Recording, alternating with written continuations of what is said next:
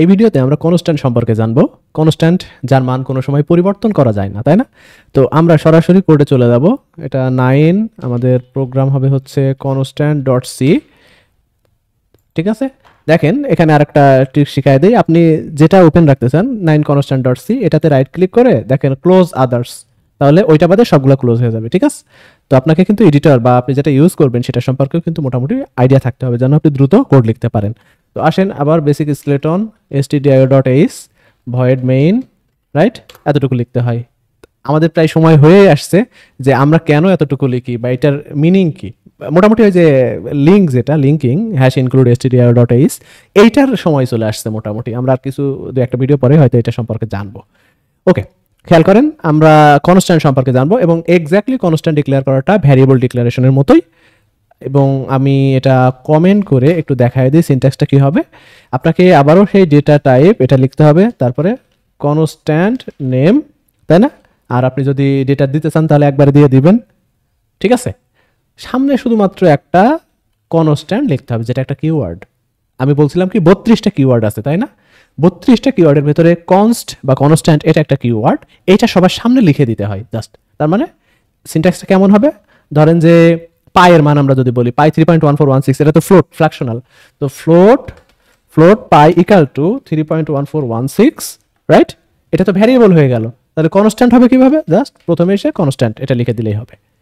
এবং এটা লিখলে কি হবে খেয়াল করেন, প্রিন্টে %f \n, প্রত্যেকটা যেন আলাদা আলাদা লাইনে যায়, পাই এতটুকু।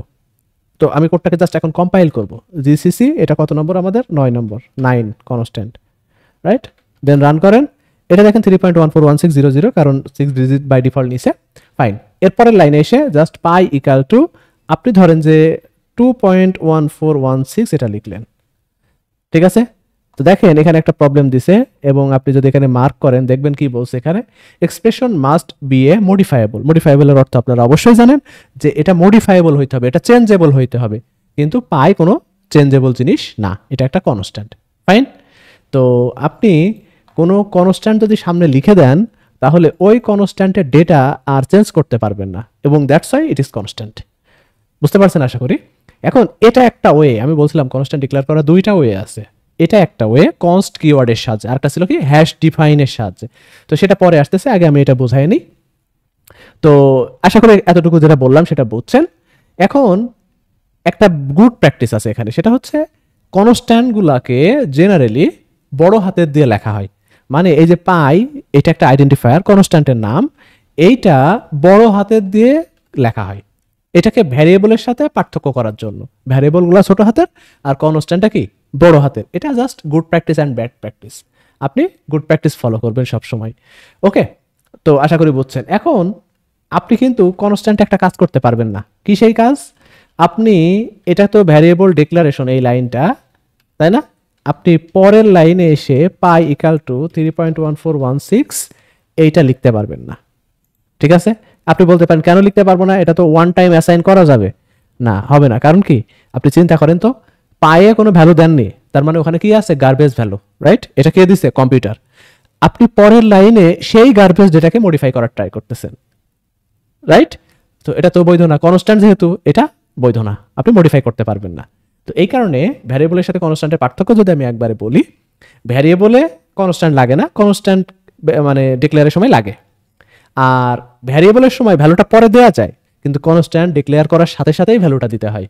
ঠিক আছে, আর ভ্যারিয়েবলে ছোট হাতের নামটা দিতে হয়, কনস্ট্যান্টে কি বড় হাতের নাম দিতে হয়, রাইট? এটা গুড প্র্যাকটিস। আর এখানে যে নামকরণের যে রুলসটা, সেটা ওই যে আইডেন্টিফায়ারের রুলস যেটা বলছিলাম, ভ্যারিয়েবল কনস্ট্যান্ট, ওটা সেম সেম, কোনো পার্থক্য নাই। তো আমরা যখন কনস্ট্যান্ট ডিক্লেয়ার করব সেখানে সরাসরি কিন্তু ডেটাটা দিয়ে দিব। তো এই হচ্ছে কনস্ট্যান্টের আইডিয়া, এবং আমরা কোনো ধরনের মডিফিকেশন এখানে করতে পারবো না। তো এটা কারো কোনো সন্দেহ থাকার কথা না। এখন আসেন দ্বিতীয় ওয়ে, এটা একটা ওয়ে গেল, তো আমি এটা জাস্ট কমেন্ট করে দিলাম। এখন দ্বিতীয় ওয়ে হচ্ছে হ্যাশ ডিফাইনের সাহায্যে। এই যে হ্যাশ ইনক্লুড আছে, এর নিচে হ্যাশ ডিফাইন লেখা যায়, hash define, right? Hash define লেখার পরে কোনো ধরনের, এর সিনট্যাক্স একটু ডিফারেন্ট, কোনো ধরনের কিচ্ছু দেওয়া যাবে না, আপনি জাস্ট নামটা দিবেন, ভ্যারিয়েবলের নামটা। তো ভ্যারিয়েবলের নাম পাই, এখানে কোনো ইকুয়াল দেওয়া লাগে না, 3.1416, ঠিক আছে? কোনো সেমিকোলন লাগে না, ভ্যারিয়েবলে কিন্তু এখানে কিন্তু সেমিকোলন লাগে, দেখতেই পারছেন। ঠিক আছে, তো এখানে কিন্তু কোনো সেমিকোলন লাগবে না। তাহলে এটা কনস্ট্যান্ট ডিক্লেয়ার করার আরও একটা প্রসেস, যেখানে হ্যাশ ডিফাইন দিয়ে ভ্যারিয়েবল নেম ভ্যালুটা উইদাউট এনি সেমিকোলন। তো এটা কিন্তু আপনি প্রিন্ট করতে পারবেন %f\n দেন পাই, রাইট?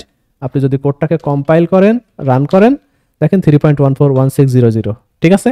আপনি যদি ওই পাই ভ্যালুটাকে মডিফাই করার ট্রাই করেন, ধরেন 2.1416, এটা কিন্তু অবৈধ। কি বলবে দেখেন, কারসর নিয়ে যান, expression must be modifiable, same কথা।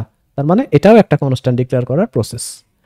তো আপনার কাছে কোনটা ইজি হচ্ছে আমি জানি না, বাট দুইটাই সেখানে সুযোগ রয়েছে আপনার জন্য।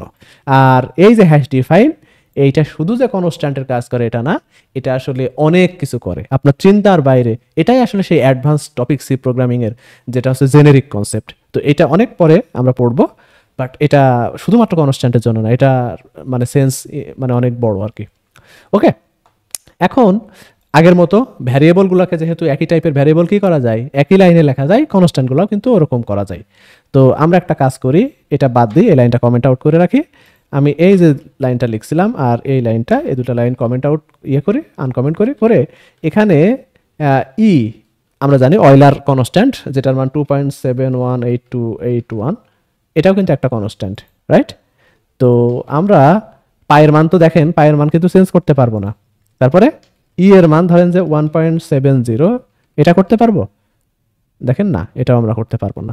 তাহলে সেম একই কথা, যে আপনি কনস্ট্যান্টগুলোকেও একই মানে লাইনে ডিক্লেয়ার করতে পারবেন। তাহলে পাই এটা একটা ফ্লোট ডেটা হোল্ড করবে, যেটা কনস্ট্যান্ট। ই যেটা ফ্লোট ডেটা হোল্ড করবে, যেটাও একটা কনস্ট্যান্ট, ভ্যারিয়েবলের মতোই সেন্স এখানে। তো আমরা বিভিন্ন কোড লিখব, সেখানে কনস্ট্যান্ট কিন্তু বারবার ব্যবহার করব, বিশেষ করে আমরা পাইটা বারবার ব্যবহার করব। তো আশা করি বুঝছেন।